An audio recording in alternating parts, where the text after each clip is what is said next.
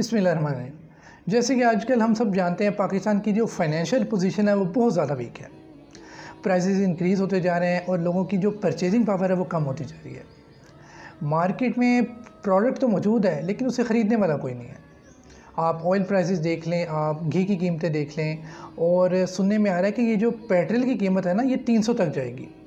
और आपको पता है कि जब पेट्रोल की कीमत में इजाफा होता है तो ऑटोमेटिकली हर चीज़ महंगी हो जाती है। इसका इफ़ेक्ट हर चीज़ पर आता है। अब यहाँ पर जो IMF साहिब हैं वो क्या कह रहे हैं? IMF कहता है कि जी वी कैन सेव यू, हम आपको बचा सकते हैं। अच्छा भाई, किस तरह बचा सकते हैं? IMF कहता है कि जो हमने पहले आपको $5 बिलियन का लोन दिया है उसे हम बढ़ा के $8 बिलियन पर ले आते हैं। अच्छा जी, इतनी मेहरबानी किस तरह? अरे मेरे भाई, वो आपको कोई फाइनेंशियली सपोर्ट नहीं कर रहा IMF, वो आपको लोन देता है जिसके बदले में आप उसे एक तो प्रिंसिपल अमाउंट वापस करते हैं जब आपने रिपेमेंट करनी होती है डेट की, और प्लस आप उसे इंटरेस्ट भी पे करते हैं। फॉर एग्जांपल, IMF ने आपको 100 रुपया दिया, वो 100 रुपया तो आपने उसे वापस करना ही करना है। इसके बदले 10 रुपये एज एन इंटरेस्ट वो भी आपने उसे देना है, यानी 100 रुपये के बदले आपने उससे 110 रुपये वापस करने हैं। दूसरी बात, अब IMF जो लोन देता है ना, इसकी कुछ शराइत भी होती हैं, जिसमें से एक शर्त ये है जो ये हर कहीं लगाते हैं जहाँ पर भी लोन देते हैं। ये कहते हैं कि जी सब्सिडीज़ उठा ली जाएँ, जो चीज़ों पर सब्सिडीज़ दी थी ना गवर्नमेंट, वो उठा लें। और आपको पता है जब सब्सिडीज़ उठा ली जाती हैं तो क्या होता है, प्राइसेस बढ़ जाती हैं। और इस साल जो हमारा बजट पेश किया गया 9.2 ट्रिलियन रुपीज़ का बजट, कैन यू बिलीव उसमें से 56.4% just for repayment of debt है। यानी आधे से ज़्यादा बजट कर्ज़ों की अदायगी में चला जाएगा, जिसमें से कुछ कर्ज़े हैं मकामी कर्ज़े हैं और कुछ इंटरनेशनल डेट्स हैं, बैनुल-अक़वामी कर्ज़े हैं। और आजकल जो पॉलिटिकल इंस्टेबिलिटी चल रही है, पाकिस्तान का आगे क्या बनता है, बस दुआ ही करें, अल्लाह खैर करे बस। ये जो इकोनॉमिक सिस्टम्स हैं, अगर हम इनकी जनरली बात करें तो इनकी 3 कैटेगरीज़ बनती हैं। फर्स्ट है कैपिटलिज़म, सेकंड सोशलिज़म, और थर्ड है इस्लामिक इकोनॉमिक सिस्टम। आप में से काफ़ी लोगों को इसके बारे में पता होगा, लेकिन फिर भी मैं एक शॉर्ट इंट्रो करवा देता हूँ। ये जो कैपिटलिज़म है ना, जिसे हम कैपिटलिस्टिक इकोनॉमी भी कहते हैं, और उर्दू में इसे कहा जाता है सरमायादारी निज़ाम, सरमायादाराना निज़ाम। इसमें क्या होता है? इसमें ये होता है कि गवर्नमेंट फ्री इकोनॉमी होती है, मतलब कि गवर्नमेंट का कोई रोल नहीं होता, गवर्नमेंट किसी की पर्सनल एक्टिविटीज़ में इंटरफेयर नहीं करती, ना गवर्नमेंट टैक्स इम्पोज करती है, ना ही गवर्नमेंट से काम करने के लिए परमिशन लेनी पड़ती है। इसमें ये होता है कि जी कंज्यूमर, इसमें जो रहने वाले कंज्यूमर होते हैं उनका ये कहना है कि जी कंज्यूमर को पता है कि उसे क्या चाहिए, उसके मुताबिक वो डिमांड कर देते हैं, और प्रोड्यूसर देखता है कि जिस चीज़ की डिमांड ज़्यादा है उसकी वो प्रोडक्शन शुरू कर देते हैं। और IMF की भी यही रिक्वायरमेंट होती है हर जगह। वो कहती है कि मुल्क में कैपिटलिज्म लेके आए, कैपिटलिस्टिक इकोनॉमी होनी चाहिए। Second, socialism. सोशलिज़म इसके बिल्कुल अपोजिट है। सोशलिज़म में जो भी इख्तियारात होते हैं, पावर्स होती हैं, वो गवर्नमेंट के पास होती है। यानी गवर्नमेंट एज आप कह लें सेंट्रल अथॉरिटी काम कर रही होती है।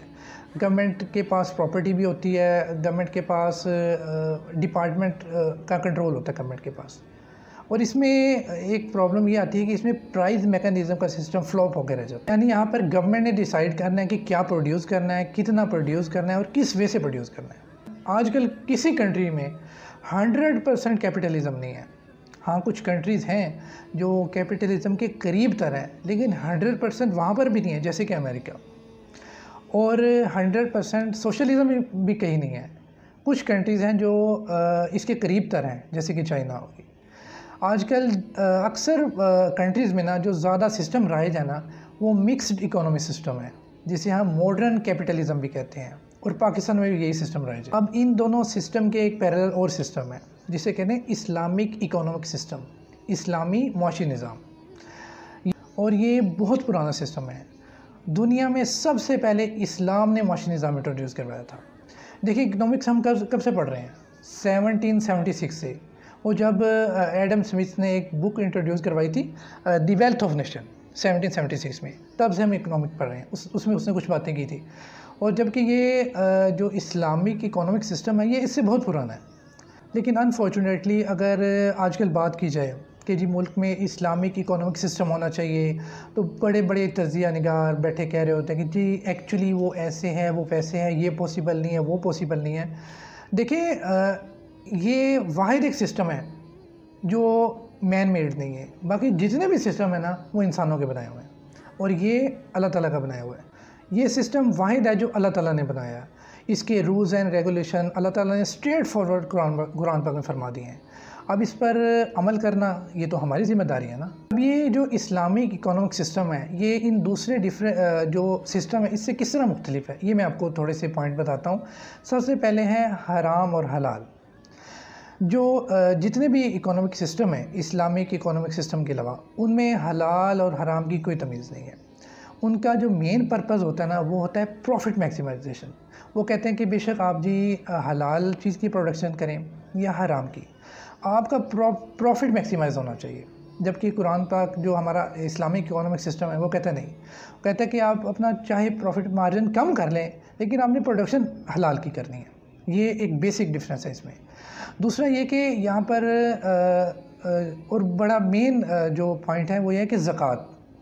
हमारे इस्लामिक इकोनॉमिक सिस्टम में ज़कात का हुक्म है और इसे अल्लाह ताला ने बाकायदा कुरान पाक में डिफ़ाइन कर दिया कि किसे देनी है, कितनी देनी है, किस तरह देनी है।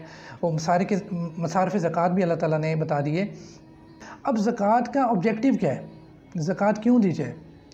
देखिए, जब आप ज़कात देंगे ना तो जो पैसा है वो उसकी सर्कुलेशन होगी, वो चंद हाथों में महदूद नहीं होगा। ज़कात का जो बेसिक पर्पज़ है ना वो इक्वल डिस्ट्रीब्यूशन ऑफ वेल्थ है। और अगर हम इस मुल्क में ज़कात का वो सिस्टम इंट्रोड्यूस करवा दें, इम्प्लीमेंट कर दें जो शरई तौर पर हुक्म दिया गया है, तो यकीन करें 70% आपकी प्रॉब्लम सॉल्व हो सकती है सोसाइटी की। जैसे कि अल्लाह ताला कुरान पाक में फरमाते हैं कि अल्लाह ताला ज़कात को बढ़ाता है और सूद को घटाता है। अगर आप सोचें कि यार ये किस तरह पॉसिबल है कि हमने अपनी जेब से पैसे निकाल के किसी को दे दिए, सदका कर दिया, ज़कात कर दी, तो उससे हमारे पैसे में किस तरह इजाफा होगा। मैं आपको एक एग्जाम्पल देता हूँ। जब अमीर लोग अपनी ज़कात देंगे, सदकात देंगे, तो जो गरीब है उसने क्या करना है, उसने तो अपनी बेसिक नीड्स पूरी करनी है। उसने क्या लेना है, चावल, दालें, आटा, चीनी, ये उसकी बेसिक नीड्स हैं। अब जब आपने उसे ज़कात दी, उसे आपने सदका दिया, उसने वही चीज़ें आपसे जाके परचेज़ कर ली जो आप सेल कर रहे थे। तो इस तरह एक पैसे की रोलिंग शुरू होगी कंट्री में, यानी सर्कुलेशन ऑफ वेल्थ शुरू होगी। तो इससे क्या होगा, इससे इकोनॉमी भी तरक्की करेगी। इससे आप कह लें कि एक पैसा एक जगह महदूद नहीं रहेगा। इसी तरह काफ़ी एग्जांपल्स देखने को मिलती हैं कि जो अल्लाह ताला के रास्ते में ख़र्च करते हैं, जो ज़कात देते हैं, तो अल्लाह ताला उनके माल को और दुगना फरमा देते हैं। जैसे कि मैं एक इंटरव्यू सुन रहा था, एक इन्वेस्टर हैं बहुत बड़े, तो उन्होंने कहा इंटरव्यूअर को कि मुझे आज तक लॉस नहीं हुआ। इंटरव्यूअर ने पूछा वो किस तरह? वो कहता कि मैंने अपने प्रॉफिट में ना कुछ परसेंटेज अल्लाह ताला के लिए रख ली है। मतलब कि उससे मैं सबसे पहले अपनी ज़कात निकालता हूँ, सदकात खैरात करता हूँ। और वो कहते हैं कि जैसे जैसे मैंने इसकी रेशो बढ़ाना शुरू किया, मेरे प्रॉफिट में भी इजाफा होना शुरू हो गया। और सेकंड, आपने सुना होगा Tata group, Tata company India की, कहते हैं कि सुई से लेकर ना जहाज़ तक वो प्रोड्यूस करते हैं। अगर आप गूगल पर जाके सर्च करें, मैं तो ख़ुद बड़ा हैरान हुआ सुनकर, अगरचे वो गैर मुस्लिम है, उनका कोई मुस्लिम कम्युनिटी से कोई लिंक नहीं है, और ये अलग बहस है कि और जब तक वो ईमान नहीं लेके आते तो उन्हें आखिरत में कोई इसका अजर नहीं है। लेकिन देखें दुनिया में अल्लाह ताला ने उन्हें कितना कामयाब किया। आप गूगल पे सर्च करें, आप उनकी वेबसाइट विज़िट कर सकते हैं कि अपने प्रॉफिट का वो 60 to 65% चैरिटी कर देते हैं। उन्हें ये बात समझ आ गई है कि इससे पैसा आपका डबल नहीं बल्कि मल्टीप्लाई होता है। और आजकल देखें हम लोगों की हाल है, हमें इत्तेहाद ही नहीं है, हमें कम्युनिटी ही नहीं है, हम किसी एक बात पर इकट्ठे ही नहीं होते। जी इस तरह नहीं हो सकता, ये नहीं, बड़े बड़े आपको तजिया निगार मिलेंगे बैठे, जी वो एक्चुअली इस तरह है, इस्लामिक सिस्टम में ये प्रॉब्लम आएगी, वो प्रॉब्लम आएगी। बट जो इस्लामिक इकोनॉमिक सिस्टम है वो कहता है कि इक्वल डिस्ट्रीब्यूशन ऑफ वेल्थ होनी चाहिए, यानी लोगों को according to their skills job मिलनी चाहिए, अकॉर्डिंग टू देयर कैपेबिलिटी। यानी ये ना हो कि सिफारिशों पे भर्तियाँ हो रही हैं, नेपोटिज़म चल रहा है, फेवरेटिज़म चल रहा है, सिफारिशें चल रही हैं, ये नहीं होना चाहिए। जैसे फरमाया ना कि मज़दूर की जो मज़दूरी है वो उसका पसीना खुश्क होने से पहले उसे दें। और चौथे नंबर पर आता है इंटरेस्ट फ्री इकोनॉमी होनी चाहिए, सूदी निज़ाम ख़त्म होना चाहिए। आप आजकल बात करके देख लें तो आपको इतने बड़े बड़े तजिया निगार मिल जाएंगे, वो कहेंगे यार आप कैसी बातें करें, हाउ इज़ इट पॉसिबल, ये कैसे हो सकता है, इसमें तो ये प्रॉब्लम हो गई, ये प्रॉब्लम होगी, वो प्रॉब्लम होगी। देखिए अल्लाह ताला ने कुरान पाक में फरमाया सूद खोर के ख़िलाफ़ अल्लाह और उसके रसूल का ऐलान जंग है। कितनी बड़ी बात है। अब आप खुद सोचें कि अल्लाह और उसके रसूल जिसके ख़िलाफ़ ऐलान जंग कर दें तो क्या वो इकोनॉमी कभी ग्रोथ कर सकती है? क्या वो इकोनॉमी कभी डेवलपमेंट की तरफ आ सकती है? हरगिज़ नहीं आ सकती। खुलफाए राशिदीन के दौर में जब हज़रत उमर, हज़रत उस्मान, हज़रत अली रज़ी अल्लाह ताला के दौर में जब मुसलमानों की खुशहाली अरूज पर थी तो क्या होता था? रोज़ बैतुल माल को झाड़ू लगता था, साफ़ करवा देते थे, सब कुछ दे देते थे अल्लाह की राह में। और आजकल क्या हो रहा है? आजकल बैंक्स कहते हैं कि जी हमारी परफॉर्मेंस देखें, हमारे पास इतना रिज़र्व है, हमारी परफॉर्मेंस देखें, हमारे पास इतने पैसे पड़े हैं, अब हमारे पास इन्वेस्ट करवाएं। अरे भाई आपके पास क्यों पड़े हैं? ये इकोनॉमी में क्यों नहीं सर्कुलेट हो रहे? सूद यही तो करता है कि गिने चुने लोगों के पास पैसा आ जाता है और अमीर अमीर से अमीरतर होता जाता है और गरीब गरीब से गरीबतर होता जाता है। तो सूद एक ऐसी चीज़ है, आप यकीन करें, ये इकोनॉमी को तबाह करके रख देता है। लोगों को खौफ में मुब्तला रहते हैं, लोगों को खौफ लगा रहता है कि यार पैसा ना डूब जाए हमारा। लोगों के अंदर सख्ती आ जाती है, दिल सख्त हो जाते हैं और नेकी की तरफ इंसान का दिल माइल नहीं होता। बस अल्लाह ताला से दुआ है अल्लाह ताला हमारे इस मुल्क पे रहम फरमाए और हमारे हुक्मरानों को अल्लाह ताला समझ अता फरमाए। जज़ाक।